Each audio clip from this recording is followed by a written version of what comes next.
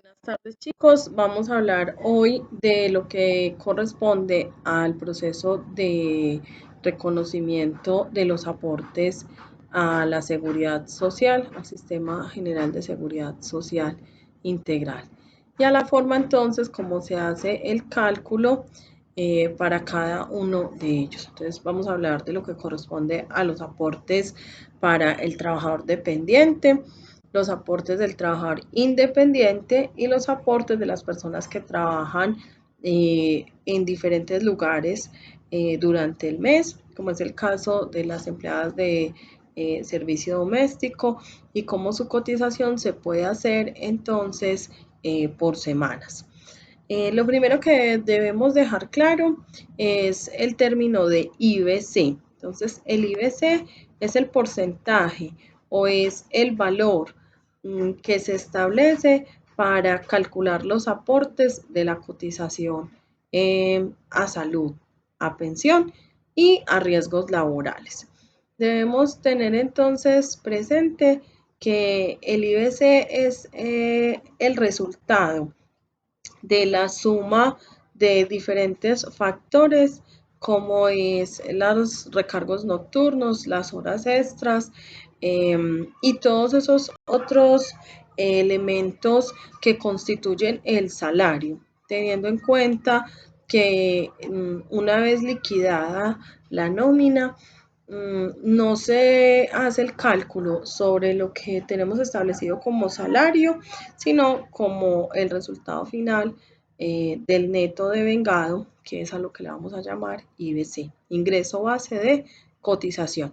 Y es entonces con este valor con el que vamos a trabajar para aplicar los porcentajes que corresponden en términos de cotización a la seguridad social.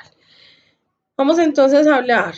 El trabajador dependiente aporta un 4% correspondiente a salud y un 4% correspondiente a pensión, teniendo en cuenta que para riesgos laborales el trabajador dependiente no aporta porque es el empleador quien asume los gastos correspondientes a la ARL. En el tema de salud, entonces, el aporte total es del 12.5% que se distribuirá un 8.5% a cargo del empleador y un 4% a cargo del trabajador o empleado. En términos de pensión, el aporte total corresponde al 16%. De ese 16%, el 4% lo aporta el trabajador y el 12% el empleado.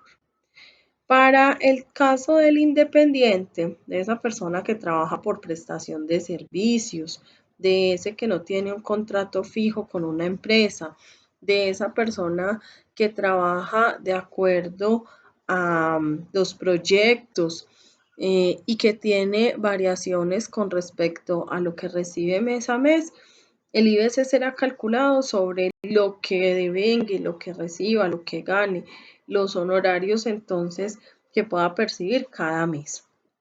Pero para calcular el IBC, lo que vamos a hacer es a sacar el 40% del total de las ganancias de ese trabajador independiente y sobre ese 40% el independiente deberá cotizar por completo a todos los aspectos de la seguridad social.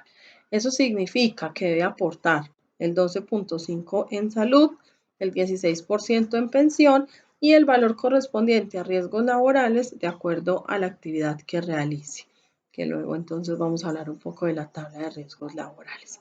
En el caso de las personas que trabajan por días, la cotización entonces la podemos hacer por días, de igual manera. Nos dice la norma que lo que vamos a hacer es que vamos a dividir el valor devengado, en este caso vamos a hablar de salario mensual, mínimo mensual vigente, y lo vamos a dividir en 4 semanas. Ese valor que vamos a detectar allí, que vamos a calcular, sería el valor mínimo a cotizar por semana.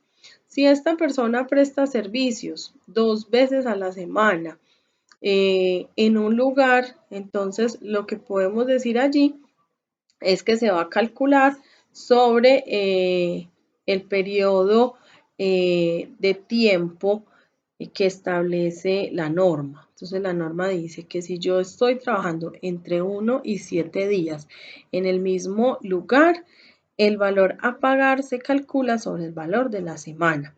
Que si voy a trabajar entre 8 y 14 días en el mismo lugar, el valor lo debo calcular sobre 2 semanas.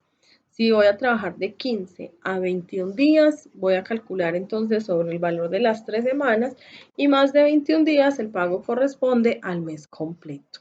Si una persona entonces trabaja 2 días a la semana en una casa de familia, al mes estaría trabajando 8 días.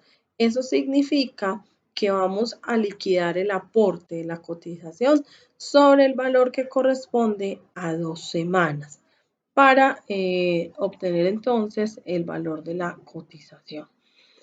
Recuerden que estas cotizaciones las entregamos o las reportamos a través de la planilla integral de liquidación de aportes, la PILA, y que el dinero lo recauda. En el caso del trabajador dependiente, el empleador hace una deducción del dinero a pagar por salario y para los demás debe entonces cada trabajador, el trabajador independiente o prestación de servicios y el que trabaja por días debe sacarlo del valor que le están entregando por el pago de sus honorarios o de sus actividades.